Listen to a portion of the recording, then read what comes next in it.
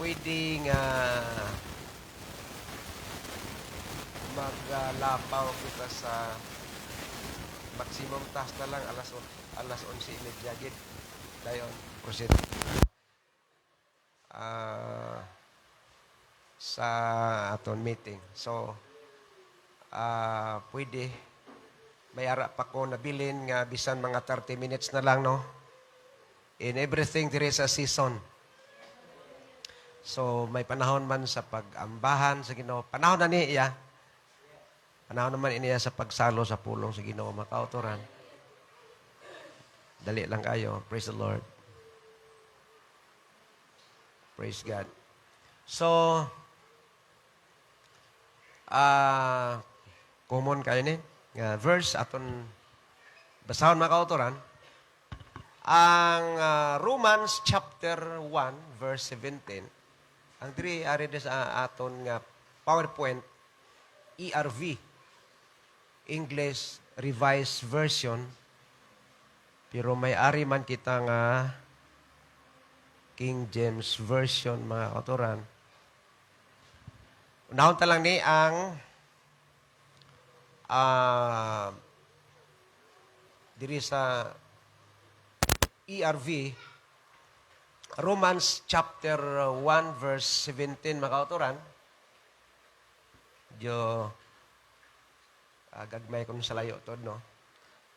Siling pa din mga kauturan sa ERV.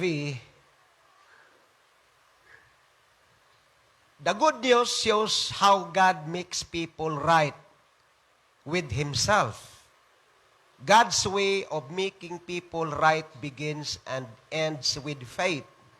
As the scripture says, the one who is right with God by faith will live forever. Amo na sa ERV, the one who is right with God by faith will live forever. Sa King James Version, for therein is the righteousness of God revealed from faith to faith, as it is written, the just shall live by faith. Mag-pray kita mga kauturan. Ginoo, salamat Lord sa imong mga pulong. Apang Lord, hindi kami sini makahangop kuno ikaw Lord. Ginoo, tagay kami sang langit nun nga paghangop sa imong mga pulong, and went your servant Lord to deliver your words, Lord God. Let this place, Lord, be filled with your glory, O God. Touch our hearts, Lord, especially our visitors, Lord. Those who are not yet baptized in your name, Lord, let them feel your love today. Let them feel your presence, O Lord. Salamat, Lord. Himuon mo, Ginoo, ang imong mga pulong. Amo ang maghahatag sa amon, Ginoo, sang pagpahanumdom, kag pagpanghangkat sa amon nga kabuhi, Ginoo. Subo nga kami, naghahandom, nga magaupod sa imo, Lord, sa adlaw sa imong pagpayag. And thank you, Lord God, for being with us today, O Lord God, because you promised us, O Lord, where two or three are gathered together in your name, yara ikaw nga, Lord. And thank you, God, for being with us today, O Lord. Thank you, Lord. Hallelujah. Nga ikaw, Ginoo, kaupod namon, Ginoo. In the name of Jesus, thank you so much, Lord, in Jesus' name. Amen and amen. Praise God. Hallelujah. Atong dayaw ng Diyos. Mga kauturan, pinagi sa pagpamlakpak. Blessed be the name of Jesus. Praise the Lord. Hallelujah. Gusto ko lang dalon ang ining minsay nga nagasiling, don't break down. Breakthrough. Kung ato ni klaron sa aton nga dialect, mga kauturan, hindi guba, kundi tumalagsahon nga kadalagan. Don't break down. Masilingin mo, hindi guba. Kag hindi pwede nga mangin guba. Breakthrough.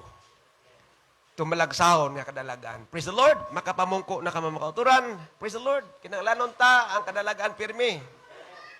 Dira sa aton nga Ginoo. Siling sang Dios. Siling sa scripture, mga kauturan. Ye are more than conquerors through Him that love us. Praise the Lord. Hindi ba mga kauturan? Tanan nga mga anak sang Dios. Palangga niya, nagatuo, magasiling amen. Atong dayaw ng Diyos, pinagi sa pagpamlakpak, mga kauturan. Blessed be the name of Jesus. Praise the Lord. Di ba? Sa 1 Corinthians 16:22, if any man love not the Lord Jesus Christ, let him be anathema, maranatha.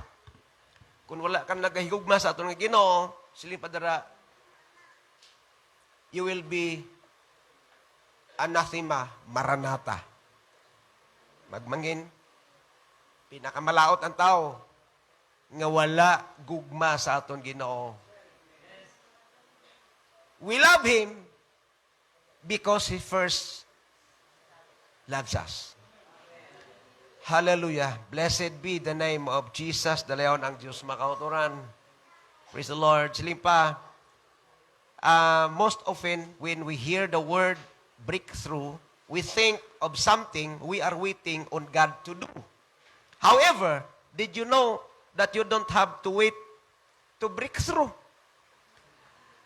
Silipa, the moment you decide to get in faith and respond in faith, you are breaking through. Praise the Lord. Kaya matod, no?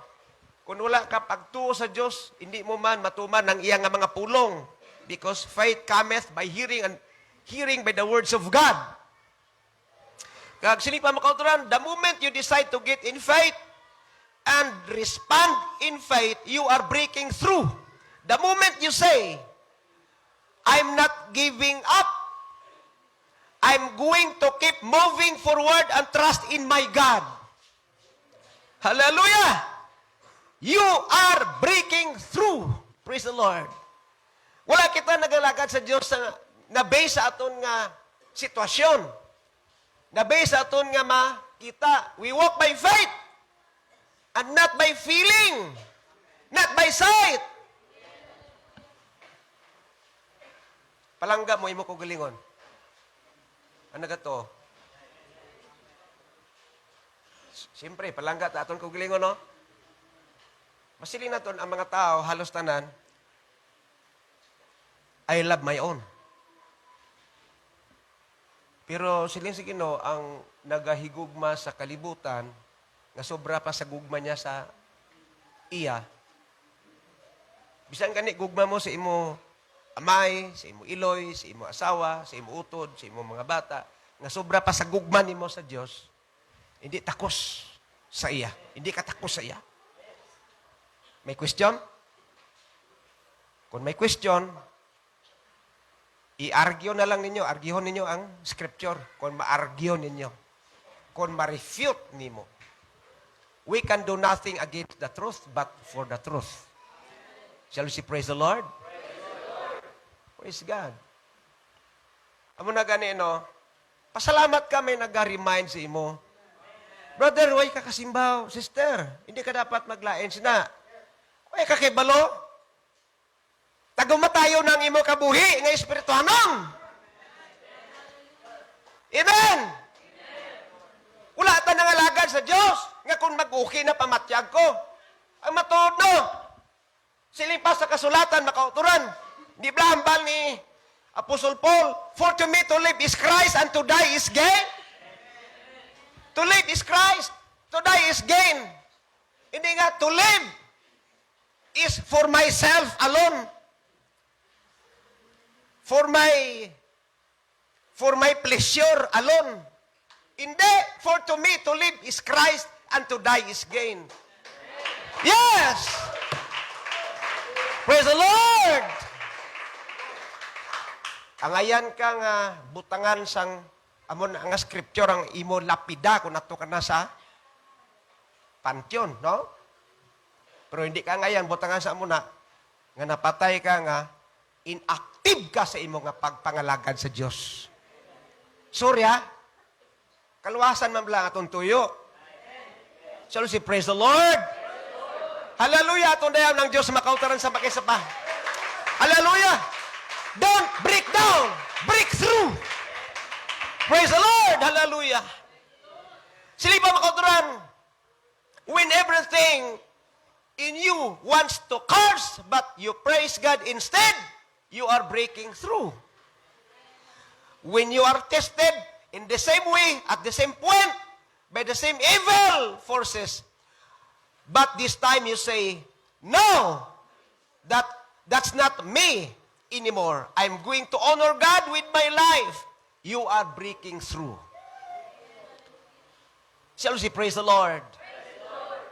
Hallelujah. Dalayawan ang Diyos makauturan. Praise God. Kag sila ba makauturan, just before a breakthrough in our life, things will often break down sa tuod lang. Damo sang nagapugong sa aton. Nambiro naton kaugalingon, kapugong gini ang aton flesh ya, nga hindi ka mangalagad sa Ginoo. Kaya nga, the desire of the Spirit is contrary to the flesh, makauturan. Langga mo kayo ang imo flesh. Sobra pa sa Diyos. Hindi ka makapangalagad sa Diyos.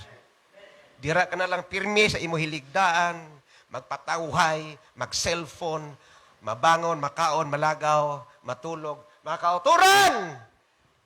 Amoy na ang kabuhi nga parehas ang sapat, nga ang sapat, ang instinct, makakaon, komportable. Hindi kita mga sapat.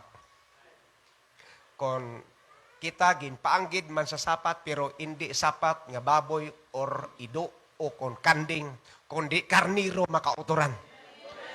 Siling sa Ginoo sa John 10 verse 27, my sheep hear my voice. Ang akon karniro nagapamati sang akon tingog. Busilingon nagatuman sa pulong niya makauturan. Nagatuman diri nagatuman, nagapamati sang akon tingog. My sheep hear my voice. John 10 verse 27. Praise the Lord, hallelujah. Kag sila pa makauturan, mag-discourage kay nga sa tutuod lang. Bisan ano mga sukid sa kaayos Ginoo sa mga tao nga hindi open-minded sa espirituhanon nga mga butang. Kadlawan ka lang na nila. Tapos, kung gina-expect mo nga pamatian ka, ma-discourage ka, so dapat may awareness ka daan. Shall we say amen? Praise the Lord, my young people. Gakatulog ba lang iban dire? Kabe, paano? Dali man lang ni. Praise the Lord. Hindi ko gusto nga magpawala lang tama kauturan. Hindi ni palipas oras ang aton nga pagpangalagad sa Ginoo. Kaya nga, hindi mo hawak, imo kabuhi. Si sakation, buhi ka pa. Si sakation, wala ka na. Kangay sang usbong ang kabuhi naton. Kangay sang vapor, makauturan. Praise the Lord. Hallelujah. Kag siling pa makauturan, praise the Lord. It is common to experience breakdowns prior to getting a major breakthrough in our life. No? Common kayo nga ma-experience naton ang ginatawag nga breakdowns. Nga daw grabe ang imo pagkaluya. Prior to getting a major breakthrough in our life. There are many examples throughout the Bible where things look opposite before it turned around. So the word break or broken is a word that is used in our everyday life. I need a break. Don't break my heart. Let's break up. Let it down for me. You deserve a break. I'm broke. No? We really are in a time similar to the experience of David in 1 Samuel chapter 30. David had numerous prophetic promises and had been anointed to be the next king. But Saul, the current king, was trying to kill him. Praise the Lord. Hallelujah. Kag siling pa makauturan, David used the word in Psalm 51 verse 17 sa NLV makauturan. Sa New Language Version, the sacrifice you desire is a broken spirit. You will not reject a broken and repentant heart, O God. Sa Psalm 51 verse 17. Praise the Lord. So, ang halad nga imo ginhandom, siling padre, amo ang guba or buong nga espiritu. You will not reject a broken and repentant heart, O God. So, dire, gasugilanon. Nagasugilanon si David, si King David sa Diyos. Lord, the sacrifice you desire. Ang halad nga imo ginhandom is a broken spirit. And you will not reject a broken and repentant heart, O God. Sinong kay balo maginulsol? Sabi niya, mga kauturan, ang paginulsol, hindi niya sila nga, gaybi ka lang. So it might be na kaybi ka because you felt the touch of God. Pero ang ginatawag nga repentance, ang real nga repentance, ginatawag ini, turning away from sin. So, wala ka na sa imong nga bad habit, no? Wala ka na nagpadayon. Stop sinning. Praise the Lord. Change of heart, change of mind. Amo ni ginatawag nga repentance mga kauturan. Praise the Lord. Hallelujah. So, David's breakthrough happened after what did not look much like a blessing at all. In fact, it came after a tremendous amount of loss. Kung makita ni mo dira sa 1 Samuel 30 verse 6, mga kauturan. Praise the Lord. Hallelujah. Kagsilipan, mga kauturan, let us look at the story of David from breakdown, brokenness, to a major breakthrough. Praise the Lord. He experienced a breakdown, brokenness, na-experience ni King David, mga kauturan. Praise the Lord. Although isa siya kahari, how many times siya nga nakasala, mga kauturan, pero si King David, mga kauturan, sa nga time, nga severe gid nga pag-rebuke ni Prophet Nathan siya, mga kauturan. Pero ang iya nga response, amo ang ginatawag acceptance niya, Lord, nakasala ko. Grabe dahil nag-fasting siya, mga kauturan. Isa kahari, nag-fast, pero way tanan nahimo. Ang nahimo ni David, ni King David, ikapilang hari si David sa Israel. Ikapila siyang hari.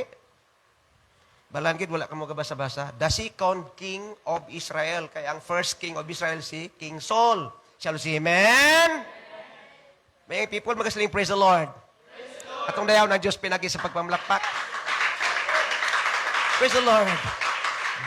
King David was the second king of Israel, mga kauturan. Pero, mga kauturan, isa kahari, isang nag-fast siya, nagbutang siya sang abo sa iya ulo. Sino na kayo mo sa aton subong? Bisan sa fasting lang gani, tag 1 meal daw mapatay na no kay naanad abi sa kaon-kaon pirmi.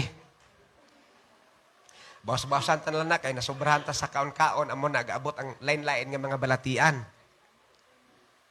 So way labot ginbutangan niya sang abo ang iya ulo, gasok-sok sang bayo nga sako. Sino sa inyo nakasok-sok sang bayo nga sako? Saklof. Wala. Dibla? Kay nahuya. Pero siya isa kahari, wala nahuya. Bisan gani atong perti ya kalipay sa Ginoo halin sa inaway, kay nakadaog sila, makautoran upod ang mga kasoldaduhan sa Israel. Wala siya nakapugong siya kalipay sa Ginoo, nakasaot siya perti ang iyang dayaw sa Ginoo.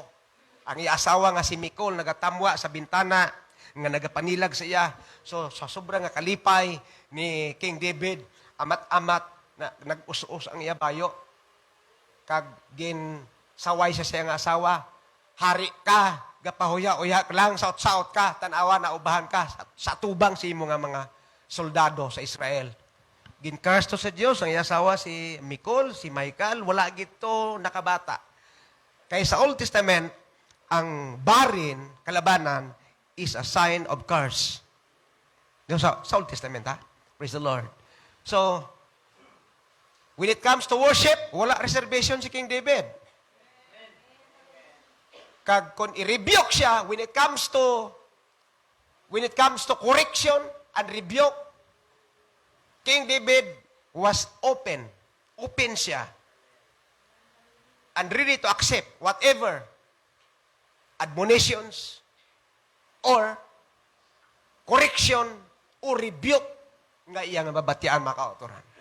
Amo na yung ginatawag nga a man after God's own heart, si King David. Although gintawag man siya nga man of war, amo to nga wala napatindog ang templo sa time niya, dito na sa time ni King Solomon nga yabata, mga kauturan. Praise the Lord. His brokenness led him to seek God for a breakthrough. Now, silindri, our broken or our breakdown leads us to i-brokenness or brokenness. Ang aton nga pagkaguba, sa aton nga pagkatao halimbawa, it leads us to brokenness, siling pa. Sa Samuel 30 verse 4, then David and the people that were with him lifted up their voice and wept until they had no more power to weep. Grabe. Daw, hindi maguntat ng ilang hibi, makauturan, tungod, abi ninyo, ang ginapangita, pirmi ni King David, presensya sa Diyos eh. Wala na sa iba, presensya sa Diyos. Amo niyang baldrin makauturan. Ang iyang upod, makatawan niya, lifted up their voice and wept until they had no more power to weep. Diriya kung kisa, nagawali rin, daway na tingog, maghambal, pero kamuda, patuyo-tuyo. Daw sa wala. Abi niyo, if you are used by God in the music ministry, you have to examine yourselves. And you must aware. Kaya kita ang ginagamit sa Diyos, kita ang channel of blessings sa Ginoo, channel of revival. Ang revival must begins sa mga ginagamit sa Diyos. No? Kung malagsahon, guro, ka daw sawa. Daw ka sawa siguro. Ikaw nga ginagamit sa Diyos. Daw wala lang si imo. Ang worshipers nga nagapahimonong lang, amo pa ang na-revive. Amo pa ang na-revive. Amo pa ang grabe, ang worship. Tapos ikaw diri sa babaw, daway lang si imo. Daw nagadali ka pa. Makauturan, hindi mo na. Kita mo sila ni King David, upod niya. Daw halos wala na tingog sa ilang nga hibi, sa ilang nga pagtuaw, dira sa Ginoo. No? Siling pa sa 1 Samuel 30 verse 4. No? Sila, si David, upod niya yung makatawan, they lifted up their voice and wept until they had no more power to weep. And then, our brokenness must lead us to God. Dapat, kung na-break ka, dapat ini, amo ang dala sa imo dira sa Diyos. Praise the Lord. Siling pa sa 1 Samuel 30 verse 8, so David inquired of the Lord, saying, shall I pursue this troop? Shall I overtake them? And he answered him, pursue, for you shall surely overtake them, and without fail recover all. Praise the Lord. Gakonsulta. Pirme si King David. Sa aton Ginoo makautoran. Number 3, our brokenness leads us to a major breakthrough. Praise the Lord. Magadulong ini sa aton sa dako nga tumalagsahon nga kadalagan. 1 Samuel 30 verse 18 to 19, so David recovered all that the Amalekites had carried away, and David rescued his 2 wives. Kinakaptib ni, and nothing of their was lacking, either small or great, sons or daughters, spoil or anything which they had taken from them. David recovered all. Praise the Lord. Iyagid nga na. Kuha makauturan. We are being challenged by how we think and view situations. Gina-challenge kita. Kung paano naton dumdumon, no? Kag matanaw ang ginatawag nga sitwasyon. Sipag God is using these trying times to strengthen and prepare you for what is coming. Praise the Lord. Hallelujah. Kag siling pa sa Romans, makauturan, chapter 8, verse 18, will be revealed in us. Ining ato na angkon nga mga kabudlayan. Sino ang ara sa sufferings? Dawla Ginoo. But I believe, may ari diri sa aton, nga may ara dala pirmi, nga kabudlayan. Pero hindi hadlang ang kabudlayan nga hindi siya kapalapit nila sa Ginoo. Hallelujah! Praise the Lord. I always include Brother Rumi in my prayer, mga kauturan. Napaminsar ko kung hindi lang siguro tuod-tuod nga pagtuo sa Ginoo, kung haut-haut, hindi mo ni siya makita nga magaupod sa aton sa pagsimba. I-prefer na lang niya nga mapahuway, mahigda, kay gabatyag pa sa pain. Pero ari siya pirmi. Bangod sa iya, tuod-tuod nga handom sa Ginoo, mga kauturan. Yes! Breakdown. Don't break down. Pero kung na-breakdown man, may ara kita kusugikan sa Diyos. So, don't break down. Breakthrough. Sila isang kata, you are the God of the breakthrough. Di ba? Dumduman ko na, daway na nila na kanta. Di, kanta-kanta ta, tumbo ta. Basi wala naton gina-intindi bala ang lyrics balaw. Wala lang diri. Basta, maguwid lang ko uban sa kuyog. Dapat, insinyo na to. Naman na ganin, no? Dugay-dugay, mayroon na ta diri guro Bible nga binisya. Kabay pa, no? Maabot ang aton nga ginapasalig man sa aton nga hiligay nun, nga Biblia, mga kautoran. Praise the Lord. So, hindi niya makaupang sa aton. Bisang ka Little. Damo nga mga kabudlayan. No one can separate us from the love of God. Yes! Sino ba lang makasiparar sa imong gugma, sige no? Who can separate us from the love of God? Shall famine? Shall nakedness? Shall, tribulation? No? Sabi niya mga kauturan. Hindi kita ngayon maghimo excuses. Puro excuses. Tanan nga mga naghimo excuses mga kauturan. Questionably ang iya kabuhi nga espirituano. Kag questionably ang iya kaluwasan. Paano ka makapadayon kung mag-amo ka na?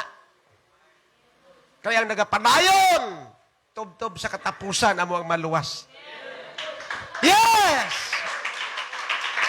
Hallelujah, praise the Lord. Si Jacob gani, tigulang na kayo, hindi nagikayo sarang maglakat.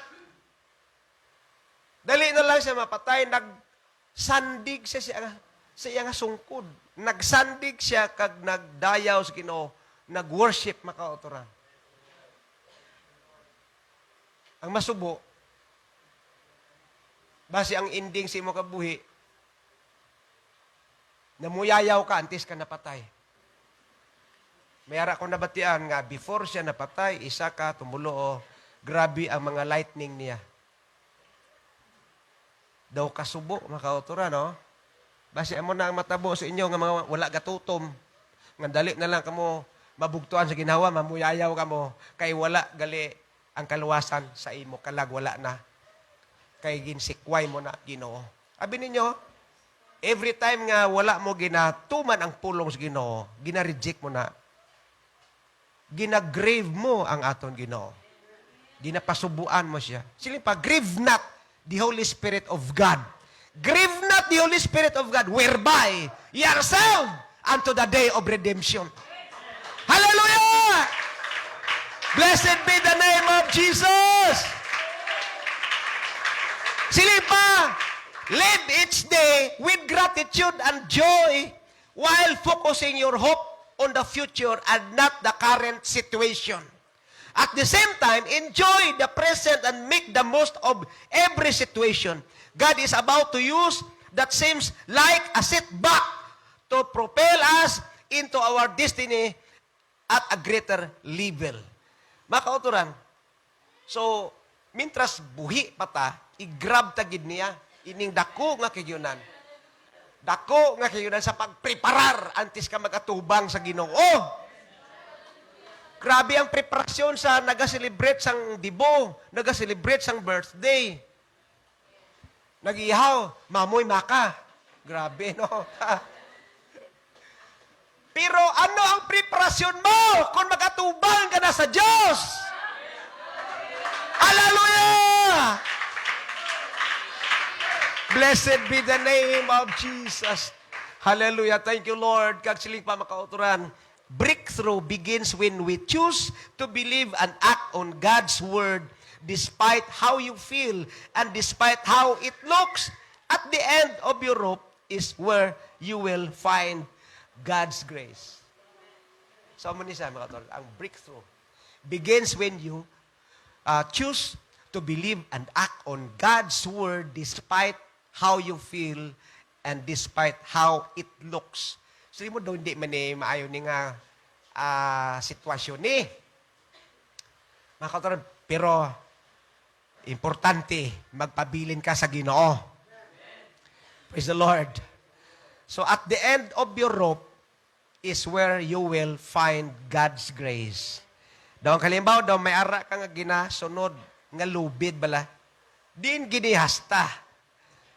Pero ang iya inding makauturan, makita nimo ang kadagaya sang bugay sang aton Ginoo makauturan. Hallelujah. Blessed be the name of Jesus. Ari na kita sa aton nga conclusion, keep your focus on what is ahead and forget the things that is or the things that lie behind. Siling pa ni Paul, isa ka butang nga iyang ginahimo. Forgetting those things which are behind and reaching tears of joy. Praise the Lord. Nga ginatanaw ta ang matabo sa pagbalik sa aton Ginoo makauturan. Praise the Lord. Ang matod. Siling ko gani. Damo na gid sang mga amigo nakon nga mga pastors nga wala na makauturan, ara na sila sa ila resting place, no?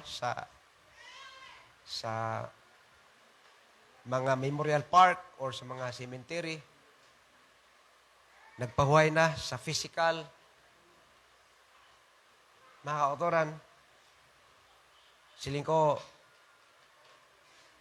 natapos na ang ilang pag-away, ang ilang alawayon, tapos na. Pero ari pa ako sa alawayon. Sige gihapon. Praise the Lord. Way ko kabalo kung saan ni matapos, makauturan. Matapos gid man pero ang ending, amo na ang ginatawag nga, kung hindi pang Diyos magpahayag, amo ang expiration sa aton lawas physical. Pero makauturan, whether you like it or not, natalana ka na nga mapatay sing makaisa, siling sa Biblia. Karon kon ikaw nakaibalo na, nga natalana na ang kada tao, nga mapatay sing makaisa. For it is appointed unto men once to die, but after this the judgment, according to Hebrews chapter 9, verse 27. Siling ni Amos, sa Amos 4, verse 12, prepare to meet thy God. Daliaw ng Diyos makauturan. We have a breakthrough. Don't break down. Breakthrough. As we all stand, makauturan, sinitak na, samtang kita magapanindog. Blessed be the name of Jesus.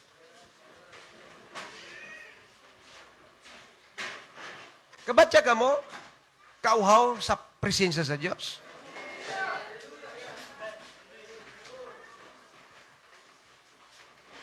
Are you